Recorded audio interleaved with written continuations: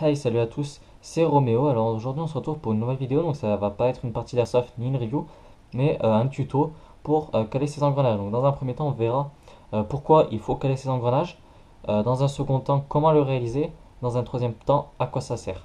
Voilà. Alors dans un premier temps, donc là j'ai enlevé toutes les shims, sauf une, vous pouvez voir, j'ai pas réussi à l'enlever. Voilà. Hop, donc là c'est une gearbox que je prends en réparation tout simplement. Hop, donc là on va faire tourner les gears. Vous voyez que ça tourne bien, mais qu'il y a du frottement, si vous entendez bien. Voilà. Et ensuite, elles sont pas calées, donc regardez l'engrenage à ce niveau-là. Regardez, hop. Je pense que là vous voyez bien. En fait, il n'est pas calé justement. Et du coup, ben, il a du jeu, donc il peut monter, il peut par exemple monter, descendre. Et ça, c'est vraiment pas bon au niveau des engrenages, tout simplement parce que si il arrive à être un peu au-dessus et qu'il y a une dent qui se coince en fait entre les deux, donc ça peut arriver que ça casse une dent de cet engrenage-là, ou alors que ça abîme tout simplement rapidement votre gearbox. Voilà. Donc pour les calages, il vous faut un set de shim. Donc tac, je l'ai ouvert, je l'ai fait tomber. Voilà, donc c'est des sets de shim. Donc là, c'est le set de shim ATM. Voilà. Donc pour commencer, on va caler celui-ci. Hop là. Toujours caler cet engrenage en premier, puisque c'est celui-ci que vous mettez en premier, tout simplement. Hop là. Ensuite, on va prendre. Donc en shim, en fait, il y a plusieurs tailles. Dans le sachet, elles vous sont livrées toutes les tailles. Donc pour celle-là, on va dans un premier temps mettre le médium. Le médium, c'est elle, tac. On va mettre une shim médium, voilà. On fait tourner et on écoute si ça frotte en fait. Donc là, il n'y a pas de frottement. Ensuite, moi, ce que je fais en fait, c'est tout le temps par deux. Donc celle-là, je vais la mettre. Donc en principe, je mets deux shims sur celle-là. Tac. On voit si ça tourne. Voilà, donc là, ça tourne. C'est sympa. Ensuite, en haut, je mets une shim plus petite.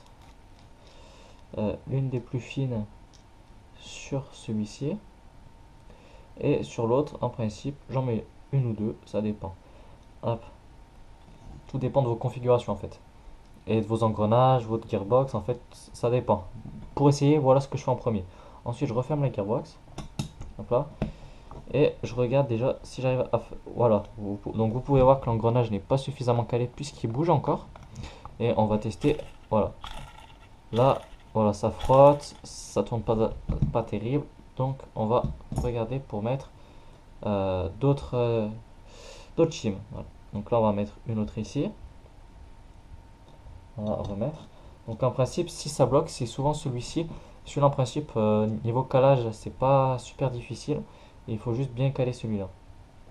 C'est le plus important. Donc on peut voir que ça bouge encore, qu'il y a encore du jeu, que c'est pas suffisamment calé.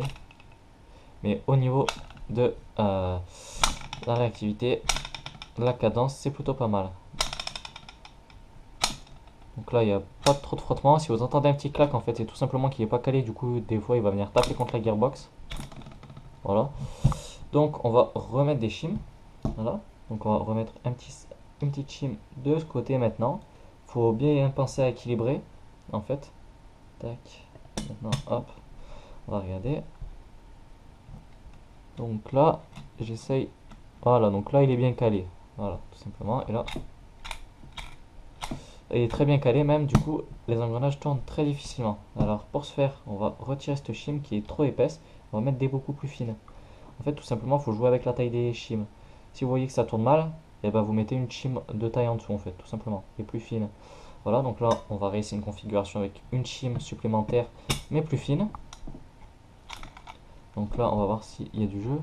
Ouais, toujours un petit peu de jeu, mais beaucoup moins qu'avant. Et là, si on tourne, voilà, ça tourne très bien. Donc on va remettre une shim fine.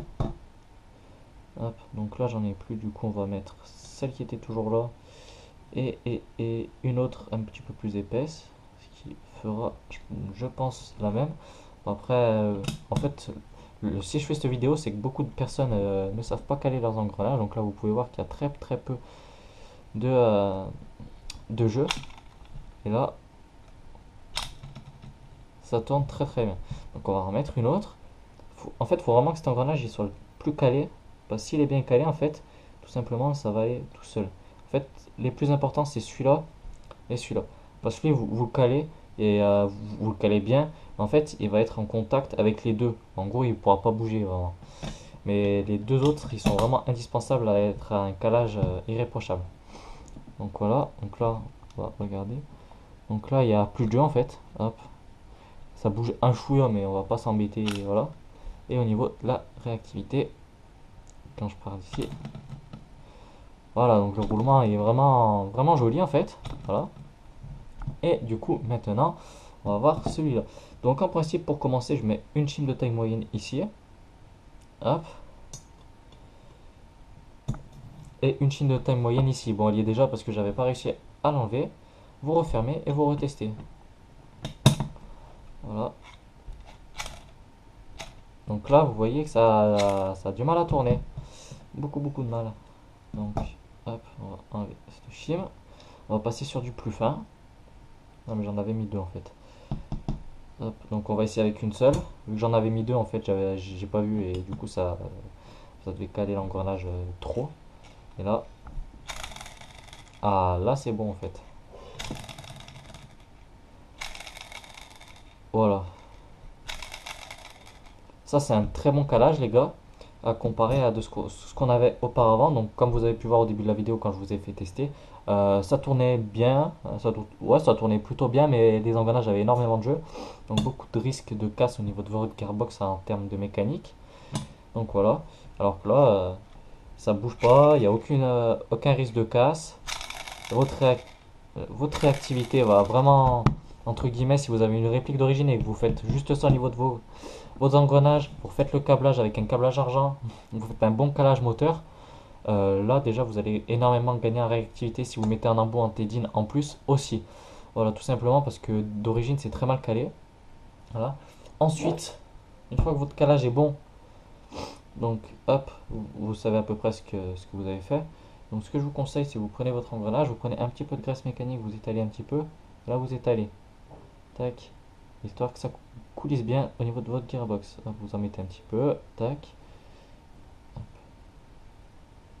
Et ici aussi. En gros, ça évitera l'usage prématuré de vos engrenages. Ça glissera un petit peu mieux.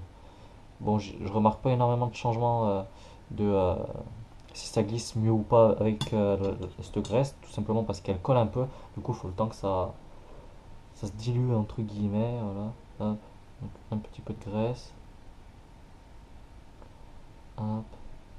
Pour éviter l'usure des gears, c'est vraiment euh, indispensable en fait de graisser votre gearbox, sinon vos gears ils vont se bouffer entre eux et vous allez avoir plus rien par la suite. Voilà. Hop, j'enlève. De toute façon, ça c'était gear que j'ai pour les vidéos, donc ça. Hop, hop. Donc là, ça fera pour la vidéo. Après, je vais remettre dans la boîte. Hop, voilà, vous graissez. Bon, là, j'ai fait un graissage n'importe comment, les gars. Et voilà. Donc, vous remettez. J'ai pas de. Ah, si, tac. Donc, conseil d'avoir tout le temps du sopalin avec vous, les gars, pour vous essuyer les mains ou faire autre chose. Ça, je, je ne sais pas. Et du coup, hop, voilà. Donc, voilà, on a toujours des très bonnes performances. Plus la graisse qui va permettre que vos engrenages tiennent plus longtemps dans le temps. Voilà. Donc j'espère que cette vidéo vous aura plu et vous aura aidé surtout. N'hésitez pas à lâcher un avis dans les commentaires ou autre. Si ça vous a plu, partagez. Voilà. Vous connaissez la suite. Allez, ciao à tous. C'était Roméo. On se dit à la prochaine pour une nouvelle vidéo.